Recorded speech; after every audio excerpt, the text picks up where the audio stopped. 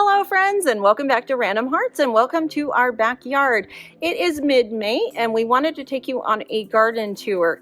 Last year we took you on a garden tour, but it was at the end of May, and I wanted you to see what we have going on this year. We are about 2 weeks behind schedule, so I'm going to go ahead and have you pan around right here. We're going to start with our aspen tree here. It is just barely starting to come out of dormancy. We've got a few little budding leaves on there. Then as we pan down, we've got our new potentilla shrub down here. It is doing quite well, just barely coming out of dormancy as well. And then our barberries right here.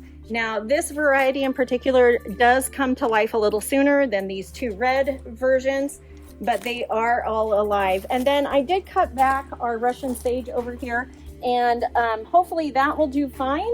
But we're going to pan up to the plum tree. The plum tree is about a week and a half behind schedule, but it is starting to bud out and we are getting some blossoms. I expect in the next week we will be at full blossoms. Down in this bed underneath the elm tree, we have a bunch of perennials that I cut back the other day. We have everything from Dianthus and Shasta daisies here to lilies. We've got some salvia coming up right here and some more down here on this section. We do have some tulips and daffodils in this section, but they do not get a lot of sunlight, so they are a little slower to come out than some of our other bulbs. If you pan up into this area right here, you can see we do have some heucheras up here, and I have a Jacob's ladder. I do have some brunnera in the corner, but I am not seeing any life signs of that one yet. And then of course we have a Spirea and a dogwood up here. As we come down into this area, we have another barberry. This is a different version of that green one. This one gets a little more of a yellow, and I do not remember what variety this is. I might have to look that up. But this one gets a really beautiful chartreuse color in the summer. Our arborvitaes are doing okay. They did get some damage over the winter, and I do need to come in and kind of clean that up a little. But they're doing okay. This is their first winter, I believe. They may have had, this may have been their second winter, but they're doing all right. Everything in this bed has been cut back and trimmed up. We've got some snowdrops right there, and our hydrangeas, another red twig dogwood, and some more spirea. As we come down, I don't remember what I planted here last year, but they are coming back, and so I believe they were a purple flower. This is more Dianthus. I did cut back our Russian sage right here, and you can see we've got a lot of tulip foliage coming in. As we come down here, I do have my Shasta daisies coming up right here. I think I had 7 of them. No, 5 of them. 1, 2, 3, 4, 5. Yes. And they are all doing very well. Our lilac in the back is starting to leaf out. And all of these right in here, there are, I believe, 7 of them, 6 of them. They are all a form of salvia. I do have another Russian sage right here, and I can see that there is some growth already on that, so we will be getting some Russian sage in this section. I do have some more of our snowdrops right here, and another perennial I did not expect to come back. I can't remember what this was. It was a pink, almost daisy. I love its structure though. And then in here we do have some shadow because the shed is shading. But these 3 right here are 9-barks. They're just different versions of a 9-bark. And then I have another barberry down on the end here. So that is everything around the shed. We do have 3 little red barberries right here, but that is everything up to this point. We're in the garden area now, and this is the bed that I did plant my garlic in, and I'm pretty impressed. I really didn't think we got snow like 2 days after I planted this, and we never had any opportunity to even come out and take care of anything after that because we had snow on the ground the entire time. So I can see that I've got another garlic bulb right here, but I am missing 2 right now. This does get a little more shade on it, that row, but otherwise I think every one of them came up. So I am very impressed. We'll see how that goes. I did take the straw off, and you can see we have had quite a lot of rain, and so there's a lot of splash up. This bed right here, I took the straw out from underneath our strawberries. All the chives and strawberries are doing very, very well. I probably need to come out and harvest some of my chives. They are getting a little tall already, but otherwise these beds are pretty much empty and ready to go. We did make sure that everything was cleaned out. I added some mulch and some manure to both of the beds over here, stirred them in. I do think I need to add a little more soil to this bed. We'll probably be adding some native soil along with a little more compost and maybe even some manure. So these beds are ready to go, and I am ready to plant. We are going on vacation for about a week, so I will wait on that, but when we get back, we are ready to go if our weather stays this nice. We're now down in the area where we will eventually have our fire pit. This is the Canadian chokecherry we planted last fall. Actually, we planted that in the spring. And so this has been here for an entire year. We are starting to get some of those buds for blossoms, and I've got a ladybug. So we are doing very well health-wise in this garden.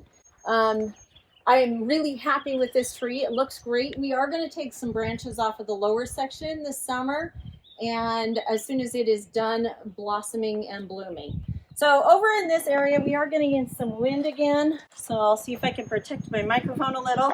This is our big project this year.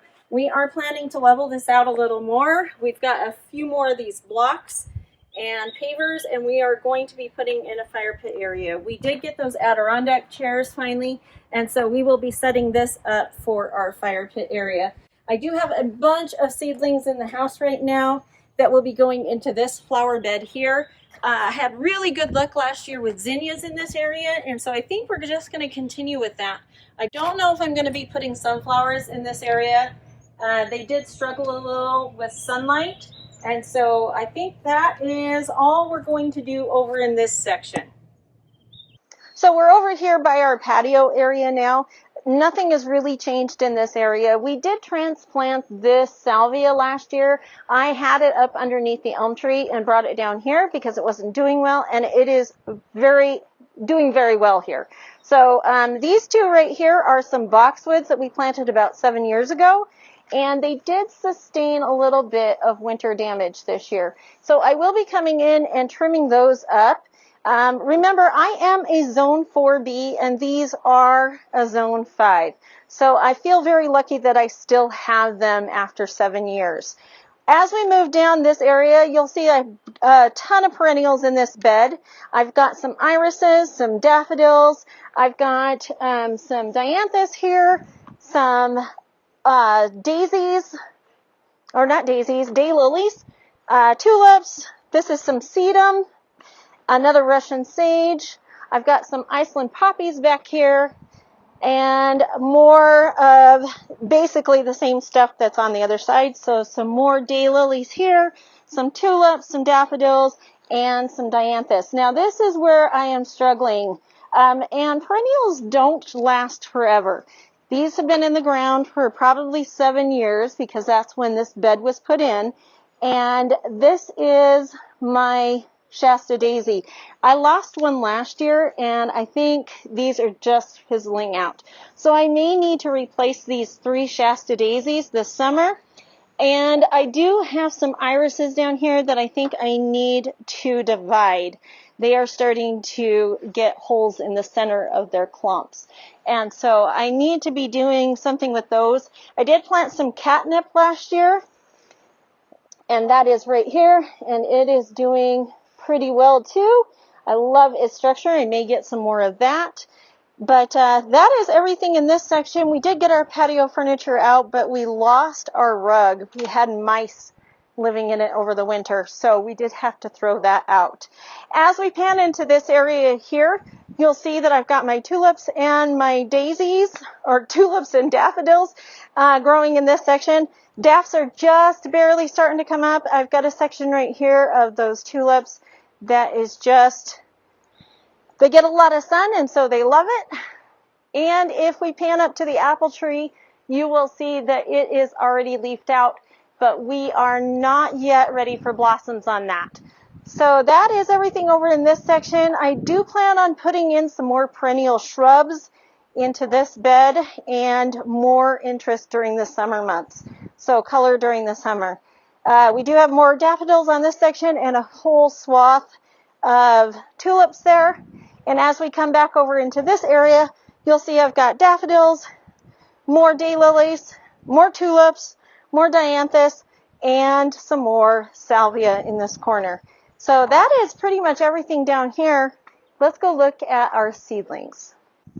This is some of my seedlings right here. These are mostly all marigolds. Actually, they are all marigolds, different varieties. I do have another small section over on our barbecue table, but they have spent quite a bit of time outside already. I just have not kept them out overnight yet. We're not quite there.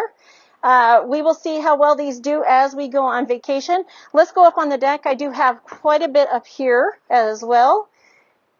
I have our green cabbage right here. We do have the ones that were started early on that actually made it, and then these are the newer ones, the ones I reseeded. I will not be needing all of those. We do have some peppers and tomatoes in here and some basil. The basil is needing to be harvested again, and I am struggling with my tomatoes. This set in particular, I believe these are the big beef. Yes, they are having trouble, and if you have any ideas on what might be causing this, please leave those in the comments. They're just shriveling up, and I just don't understand. I also have some more peppers over in this section, our kale right here. As I come around over here, you'll see that I've got our winter sown kale. They are much smaller than the ones that were started indoors, but they are starting to pick up speed. And a lone tomato right there. This is our red cabbage right here, and it is ready to go out. You can see I've already got areas where it seems to be starting to make a head, and then all of our onions and some more peppers in this section. We're going to go inside and see the seedlings that are indoors. My husband is amazing. I totally miss these. These are the sweetie tomatoes. I did pot them up. Indoors, we have a couple of things going on in here. These are all head lettuce. There are two different varieties in here. They are doing very well. They are in the self-watering trays, and I do need to water them today. But those will probably stay in those trays until we are ready to put them outdoors. And that will probably happen right after we get back from vacation. These two trays right here are zinnias. This is a new one for me. This is the Queen Red Lime, and they seem to be doing very well. I also have the Zowie Yellow Flame. I did grow those last year. I was very impressed by them. They started off a little rough, but then grew into big, beautiful flowers. So hoping to get those again this year. Down on this lower shelf, I have got some Oklahoma salmons and some Oklahoma ivories. I grew both varieties last year, but they did not do as well as I would have liked.